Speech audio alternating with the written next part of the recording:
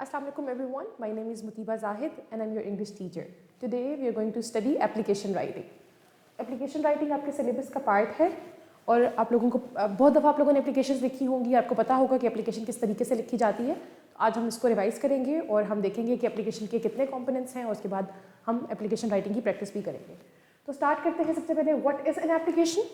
An application is a formal written request made to an authority such as a principal, teacher और government officer. अच्छा, अब क्या होता है कि आपने जब भी किसी को एप्लीकेशन लिखनी होती है तो आप किस को लिख सकते हैं, ये मैंने आपको बता दिया. ठीक है, यूजुअली आप जो एप्लीकेशन स्कूल में लिखते हैं वो अपने प्रिंसिपल को लिख रहे होते हैं. उसके अलावा अगर कोई ऑफिशियल है, कोई भी गवर्नमेंट ऑफिसर है या कोई भी किसी भी इदारे में आप किसी को एप्लीकेशन लिख रहे हैं तो वो फॉर्मल लेटर की कैटेगरी में आती है. ठीक है, वैसे तो application itself is a type of formal letter. ठीक है, तो आपने ये ध्यान रखना है कि एप्लीकेशन आपने किस तरीके से लिखनी है. It should be polite, clear and concise. ये तीन चीज़ों का बहुत ध्यान रखना है कि पोलाइट हो, क्लियर हो और कंसाइज हो. ठीक है, तो इन सब चीज़ों का ध्यान रखते हुए आपने एप्लीकेशन लिखनी है. तो हम इसके फॉर्मेट की तरफ चलते हैं. लेट्स सी कि इसका फॉर्मेट कैसा होता है. सबसे पहले आपको याद होगा कि जब हम फॉर्मल लेटर लिख रहे थे उसके अंदर हम सिर्फ सेंडर का एड्रेस लिख रहे थे. नहीं, फॉर्मल लेटर के अंदर हम सेंडर का भी लिख रहे थे और रिसीवर का भी लिख रहे थे. इनफॉर्मल के अंदर हम सिर्फ सेंडर का एड्रेस लिख रहे थे. लेकिन एप्लीकेशन के अंदर आपने सिर्फ रिसीवर का एड्रेस लिखना है. ओके, आप लोगों ने इन चीज़ों का ख्याल रखना है कि जब हम फॉर्मल लेटर लिख रहे थे उसके अंदर सेंडर प्लस रिसीवर दोनों का एड्रेस था. ऑन द अदर हैंड अगर हम इनफॉर्मल की बात करें तो इनफॉर्मल के अंदर क्या था, सिर्फ सेंडर का था. अब अगर हम बात करें एप्लीकेशन की तो एप्लीकेशन के अंदर सिर्फ रिसीवर का एड्रेस है. मोस्ट ऑफ द टाइम्स आप एप्लीकेशन अपने प्रिंसिपल को लिखते हैं तो आपका रिसीवर प्रिंसिपल हो सकता है. ठीक है, आप इस तरीके से लिखेंगे द प्रिंसिपल और फिर आप अपने स्कूल का नाम लिखते हैं. तो क्योंकि आप मोस्टली बच्चे जो हैं वो IMCG या IMCB से हैं तो आप लोग IMCG IMCB लिख सकते हैं अपने एग्जाम के अंदर. इसके अलावा आप स्कूल नेम ABC भी लिख सकते हैं, ABC स्कूल भी लिख सकते हैं इसकी जगह. ठीक है, आप इस तरीके से ABC स्कूल इस्लामाबाद या सिटी भी DEF लिख सकते हैं. आप इसको इस तरीके से अपने एग्जाम में लिख सकते हैं. ओके, अच्छा, फिर आता है सब्जेक्ट. सब्जेक्ट बहुत इंपॉर्टेंट है. उसके बाद अपना सब्जेक्ट लिखना होता है. जो भी आपका टॉपिक है आपकी एप्लीकेशन का, जो भी मेन थिंग आप अपनी एप्लीकेशन के अंदर लिखने जा रहे हैं वो अपने सब्जेक्ट के अंदर लिखेंगे. फिर उसके बाद सैल्यूटेशन, इसके अंदर आप सर मैडम जो भी आपने लिखना होता है वो लिखते हैं. फिर आपकी आती है actual body of your application. उसके अंदर आपने सारा कंटेंट लिखना होता है, अपना इंट्रोडक्शन देना होता है कि आप कौन हैं और फिर आपका प्रॉब्लम क्या है, आप क्या चाहते हैं. All of these things should be written in this side of your application. ठीक है, फिर बॉडी ऑफ द एप्लीकेशन के अंदर आपने क्या करना होता है, you have to introduce yourself, state your request clearly, give valid reasons and add a polite closing line. फिर उसके बाद आपने उसको तरीके से क्लोज करना होता है. ठीक है, उसकी क्लोजिंग के बाद आप क्या करते हैं, थैंकिंग यू, योर्स ओबीडियंटली. इसके बाद आप करते हैं अपना नाम लिखते हैं और क्लास वगैरह. तो इसकी जगह आप यहाँ पे नेम जो भी आप लिखेंगे वो XYZ लिख देंगे और फिर क्लास 9th. ठीक है, और नीचे डेट. तो जो डेट होगी उस दिन की आप उस तरीके से लिख देंगे. तो ये आपका पूरा स्ट्रक्चर है. ओके, अब इसके हर कंपोनेंट को हम जरा डिटेल में देख लेते हैं. उससे पहले हम देख लेते हैं how to write a subject in application. That is very important. अच्छा, आप लोगों को याद होगा कि मैंने आप लोगों को फॉर्मल लेटर में भी एप्लीकेशन, फॉर्मल लेटर के अंदर भी और ईमेल राइटिंग के अंदर भी आप लोगों को सब्जेक्ट बताया था कि सब्जेक्ट आप लोगों ने लिखना होता है. तो कुछ बच्चों को सब्जेक्ट ठीक से समझ नहीं आ रही थी, तो इसके अंदर सब्जेक्ट डिटेल में बताया जा रहा है कि सब्जेक्ट किस तरीके से लिखा जाता है. चाहे वो आपकी एप्लीकेशन का सब्जेक्ट हो, चाहे वो आपके फॉर्मल लेटर का सब्जेक्ट हो, चाहे वो आपकी ईमेल का सब्जेक्ट हो. आपने देखना है कि हम किस तरीके से लिखते हैं. अच्छा, keep it short and clear. सबसे पहले आपने अपने सब्जेक्ट को छोटा रखना है और क्लियर रखना है. बहुत लंबी लाइन नहीं लिखनी. ठीक है, 5 to 10 वर्ड्स आर इनफ. 5 से 10 वर्ड्स आपके लिए काफ़ी हैं. ठीक है, 10 भी बहुत ज़्यादा कह रही हूँ, 5 कोशिश करें 5 से 10 के बीच में ही आ जाए कहीं पे. Start with a capital letter. अच्छा, अब आपका जो हर मीनिंगफुल वर्ड होगा, पहला ही लेटर आपने स्टार्ट ही किससे करना है, कैपिटल से करना है. फिर उसके बाद capitalize the first letter of important word. तो जो भी कोई मीनिंगफुल वर्ड आपके सब्जेक्ट के अंदर आएगा उसका आप पहला लेटर कैपिटल लिखेंगे। फिर right it in one line, और आपका जो सब्जेक्ट है वो एक लाइन के अंदर आना चाहिए, वो इस तरीके से दूसरी लाइन के अंदर नहीं जाना चाहिए, वो एक ही लाइन के अंदर आपका सब्जेक्ट आना चाहिए। कोई लॉन्ग सेंटेंसेस नहीं होने चाहिए, फॉर्मल वर्ड्स आपने उसमें यूज करने हैं, like request for leave, application for leave, permission to get 2 days leave, आप इनमें से कुछ भी लिख सकते हैं, request for, application for, permission to. ठीक है, अब मैंने यहाँ पे कुछ लिखे हुए हैं फॉर्मेट, आप देख सकते हैं ये सारे के सारे फॉर्मेट आपके उसके ही हैं, सब्जेक्ट के ही हैं। ठीक है, तो पहला जो फॉर्मेट है उसमें आप देख सकते हैं रिक्वेस्ट फॉर और उसके आगे पर्पस लिखते हैं, request for leave, request for field trip, कुछ भी आप लिखते हैं। ठीक है, रिक्वेस्ट फॉर न्यू लाइब्रेरी, जो भी आपके पास एप्लीकेशन के अंदर टॉपिक है, रिक्वेस्ट फॉर के आगे आप उस पर्पस को लिखते हैं। दूसरा फॉर्मेट क्या है, एप्लीकेशन फॉर, उसी तरह रिक्वेस्ट फॉर की जगह सिर्फ एप्लीकेशन लिखते हैं, application for leave, application for field trip, application for sick leave, application for admission. तो जो भी आपके पास टॉपिक आए आप उसको जिस तरह रिक्वेस्ट फॉर कर सकते थे उसी तरह एप्लीकेशन फॉर करके भी लिख सकते हैं। फिर उसके बाद परमिशन टू, अब परमिशन के साथ टू है। ठीक है, permission to participate in sports event, permission to attend competition. अब आपने कोई भी चीज़ की परमिशन चाह रहे हैं तो आप उसको इस तरीके से लिखेंगे। ओके, तो ये फॉर्मेट है, इसको अच्छे तरीके से अंडरस्टैंड कर लें कि आपने किस तरीके से डिफरेंट फॉर्मेट यूज़ करते हुए अपने सब्जेक्ट को लिखना है। अब देखिए ये कितने छोटे छोटे से सब्जेक्ट्स हैं, आप कोशिश करें कि आपके सब्जेक्ट भी इतने ही हों, ये नहीं कि 4 वर्ड्स आ रहे हैं, 3 वर्ड्स आ रहे हैं। ठीक है, तो छोटा भी आप लिख सकते हैं। अच्छा, अब आपके पास लीव का है, आपने 2 दिन की छुट्टी चाहिए आपको, तो आप किस तरीके से लिखेंगे, एप्लीकेशन फॉर 2 days लीव। ठीक है, तो ये भी क्या हो गया, 1 2 3 4 5 आपके बन गए। अब देखिए इसमें ए कैपिटल है, टी कैपिटल है, डी और एल कैपिटल है। तो जो भी मीनिंगफुल वर्ड होगा उसका फर्स्ट लेटर आप कैपिटल लिखेंगे इन योर सब्जेक्ट। आप इसको अंडरलाइन करके भी लिख सकते हैं। ओके, अच्छा, फील्ड ट्रिप के लिए अगर आए तो request to arrange a field trip, again R capital, A capital, F capital and T capital. तो इन चीज़ों का बहुत ख्याल रखना है आपने। अच्छा, अगर आपके पास लाइब्रेरी अपग्रेडेशन के लिए एप्लीकेशन आती है तो आप लिख सकते हैं request to upgrade school library. उसी तरह फी कंसेशन के लिए आती है तो क्या लिख सकते हैं, application for fee concession. Okay okay, अब आते हैं हम अपने एक्चुअल वर्क पे। अब आपके पास एक एप्लीकेशन है जो कि आप लोगों ने लिखनी है। ठीक है, तो that the topic is right in front of you, write an application to the principal of your school requesting to arrange a field trip. अब आपके पास एक एप्लीकेशन लिखनी है प्रिंसिपल को, और क्यों लिखनी है, to request to arrange a field trip. ठीक है, अच्छा, अब आपको याद होगा जो टैप हम कर रहे थे ना वो हम यहाँ पे भी करेंगे। अब टैप में आपको पता है कि टेक्स्ट टाइप है, हमें पता है कि इसकी टेक्स्ट टाइप क्या है, फॉर्मल है। फिर ऑडियंस हमारे पास कौन है, किसने ये एप्लीकेशन पढ़नी है, प्रिंसिपल ने पढ़नी है। अब बहुत से बच्चे प्रिंसिपल के स्पेलिंग गलत लिखते हैं, जो इसमें प्रिंसिपल में LE लिखे होते हैं। बच्चे वो फिजिक्स वाला प्रिंसिपल है, जो आप लोगों के स्कूल वाला प्रिंसिपल होता है ना उसमें A आता है, इसको ABC से याद रख लें।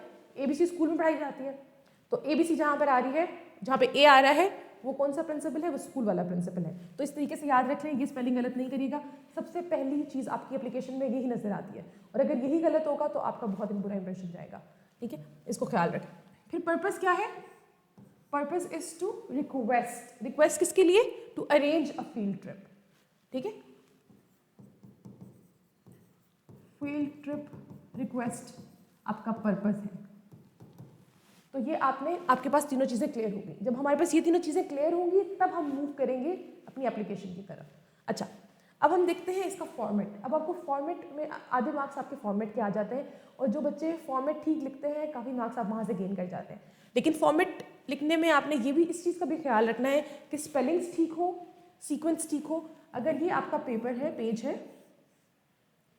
तो इस तरीके से आपका पेज नज़र आना चाहिए।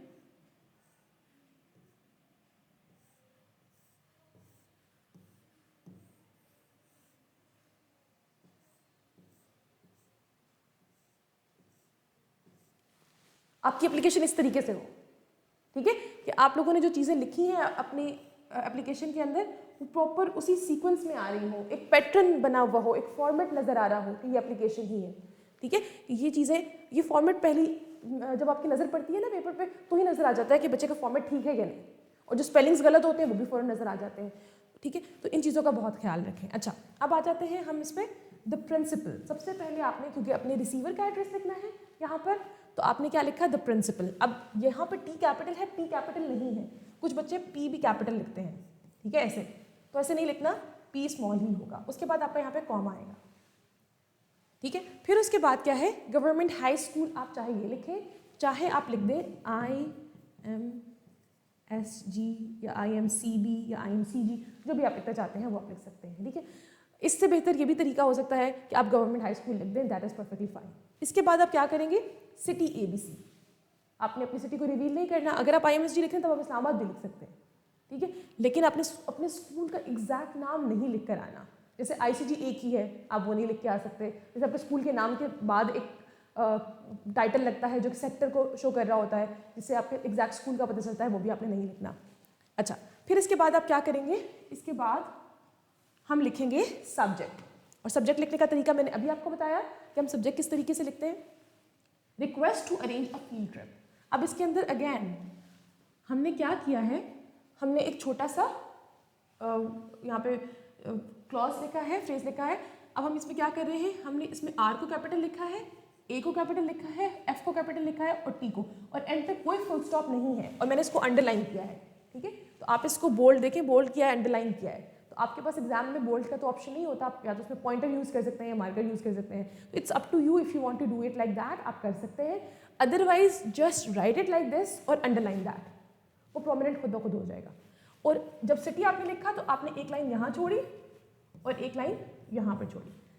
सैल्यूटेशन के बाद आपने कोई लाइन नहीं छोड़नी। हाँ, इसके बाद आप ये कर सकते हैं कि आप यहाँ से स्टार्ट कर लें, यहाँ से स्टार्ट अगर आप नहीं करना चाहते, अगर आप यहाँ से स्टार्ट नहीं करना चाहते तो आप यहाँ से स्टार्ट कर सकते हैं, अदरवाइज आप यहाँ से भी स्टार्ट कर सकते हैं। ये बिल्कुल ठीक पैटर्न है अगर आप यहाँ से भी स्टार्ट करना चाहें, ओके। तो अभी हम इसको यहाँ से रेस कर लेते हैं ताकि हमें पढ़ने में इसको आसानी हो जाए, ओके। तो अब आपने क्या करना है, अब आपकी एक्चुअल बॉडी जो है वो स्टार्ट हो रही है। जब आप एप्लीकेशन लिखते हैं तो आपने सबसे पहले अपने आप को इंट्रोड्यूस कराना होता है कि आप कौन हैं, क्योंकि हम अपने फील्ड ट्रिप अरेंज करने के लिए कहना है तो आप क्या बात कहेंगे, respectfully it is submitted that the students of class 9th have been studying continuously for the past few months. अब आपने बता दिया कि आप क्लास 9th की स्टूडेंट हैं, ठीक है, आपने ये भी बता दिया और आपने बता दिया कि आप लोग काफ़ी अर्से से बहुत ज़्यादा पढ़ रहे हैं। We feel that an educational field trip would not only refresh our minds but also enhance our practical learning. अब देखें, अब आप अपनी बात को थोड़ा सा और मजबूत कर रहे हैं, ठीक है, उसके अंदर थोड़ा सा उसको वजन लेकर आ रहे हैं, किस तरीके से आप उसको रिलेट कर रहे हैं अपनी एजुकेशन के साथ। कि अगर आप वहाँ जाएंगे तो उससे क्या होगा, आपके माइंड फ्रेश होंगे और आपकी जो प्रैक्टिकल लर्निंग है वो भी बूस्ट होगी। A visit to the science museum, historical place, botanical garden will help us understand many concepts we study in the classroom. अब क्या है, अब आपने कुछ ऐसी प्लेसेस का नाम लिया जो कि आपको स्टडीज़ में हेल्प आउट कर सकती हैं, ठीक है। तो आपने ये अपनी पूरी की पूरी स्टेटमेंट दे दी, ये आपको स्टडी में भी हेल्प आउट करेंगी चीज़ें। फिर आप अपने नेक्स्ट पैराग्राफ पे जाएंगे। It is therefore requested that one day educational field trip may kindly be arranged for the students of class 9. This line is very important. अब आपकी असल रिक्वेस्ट यहाँ पर आ रही है, ये आपने सारा बैकग्राउंड बिल्ड किया है, ठीक है, आपने पीछे की कहानी बनाई है पूरी की पूरी। अब उसके बाद जो आपकी रिक्वेस्ट आ रही है ना वो यहाँ से आ रही है। It is therefore requested that one day educational field trip may kindly be arranged for the students of class 9th. This activity will improve our motivation, knowledge and class spirit. ठीक है, तो अब आप क्या कर रहे हैं, आप अपनी बात को ही आगे लेके चल रहे हैं। We shall be very thankful to you for this act of kindness. अब ये वाली लाइन है ना, ये आप किसी भी एप्लीकेशन के अंदर एज इट इज़ लिख कर आ सकते हैं, चाहे वो किसी भी चीज़ के लिए आप बात कर रहे हैं, आप एंड उसको इस तरीके से कर सकते हैं। फिर थैंकिंग यू, एक लाइन छोड़ी और आपने थैंकिंग यू लिख दिया, और फिर उसके बाद फिर एक लाइन छोड़ के आपने लिखा है योर्स ओबीडियंटली, ठीक है। अब अगेन इसके अंदर यहाँ पे कोई अपॉस्ट्रोफी नहीं है, यहाँ पे कोई ऐसी चीज़ नहीं आ रही। सिमिलरली ये वाला ओ भी आपका स्मॉल है, ये आपने कैपिटल नहीं लिखना, और यहाँ पर आपके पास एक कॉमा आ रहा है, ओके और फिर आपने लिखा XYZ क्लास 9th डेट 24 फरवरी 2026 जो आज की डेट है मैंने वो लिखी। तो this is how you right application. इसका पैटर्न आप देखें फिर से मैं आपको दिखाती हूँ। आपकी एप्लीकेशन आपके पेपर के ऊपर जो आपको शीट मिलेगी ई शीट उस पर इस तरीके से नजर आनी चाहिए।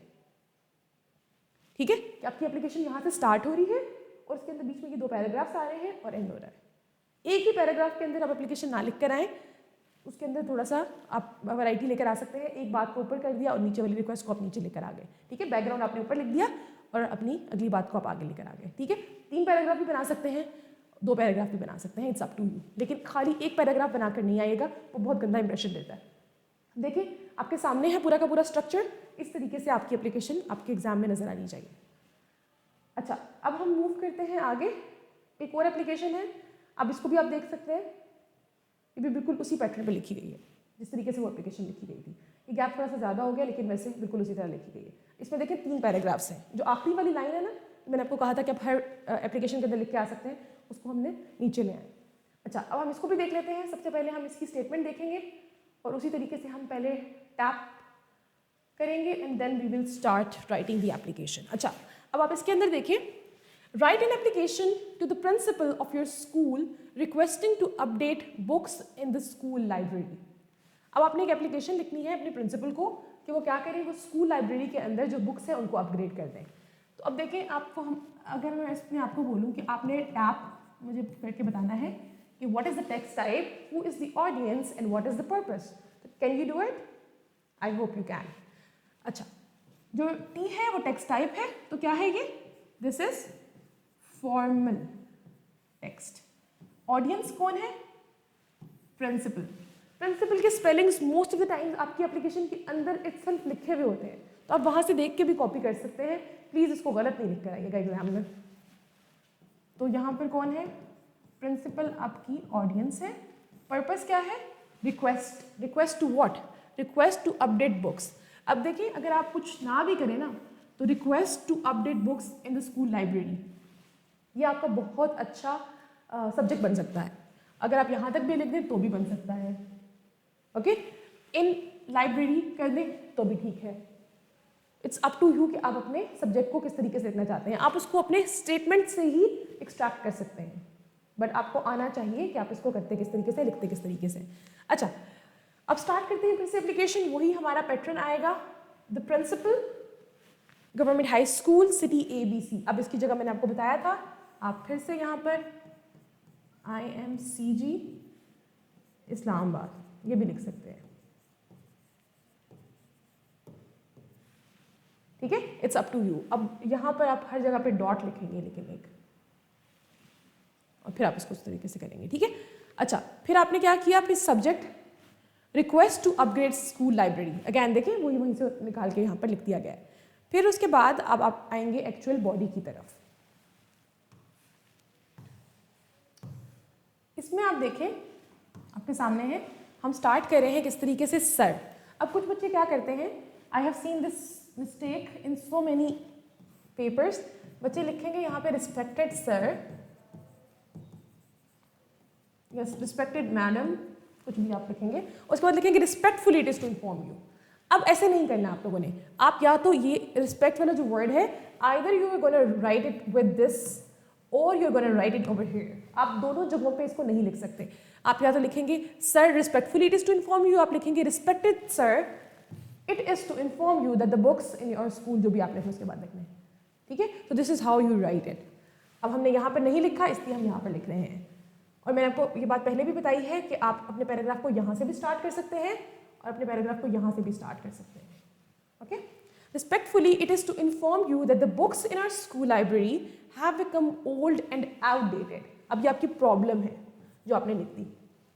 अब उसके बाद अपने आपको भी इंट्रोड्यूस करा रहे हैं। The students of class 9th and 10th often face difficulty while preparing for their subjects because the latest editions and new reference books are not available. आप इसमें ये भी ऐड कर सकते हैं कि और books have been change but the reference books they are same in the library. ठीक है, आपकी बुक्स चेंज हो गई हैं लेकिन उनकी रेफरेंस बुक्स या उनकी जो की बुक्स है या फिर उनकी जो आपको हेल्प करने के लिए जो बुक्स है वो अवेलेबल नहीं है। आप इस तरह की कोई भी बात लिख सकते हैं। ओके, अब आपकी प्रॉब्लम यहाँ पर आ गई, प्रॉब्लम स्टेट कर दी। अब अपनी रिक्वेस्ट के बारे में आप बात करेंगे। ठीक है, ये आपकी सारी की सारी प्रॉब्लम थी और अगले पैराग्राफ के अंदर आप क्या कर रहे हैं, अब अपनी रिक्वेस्ट लिख रहे हैं।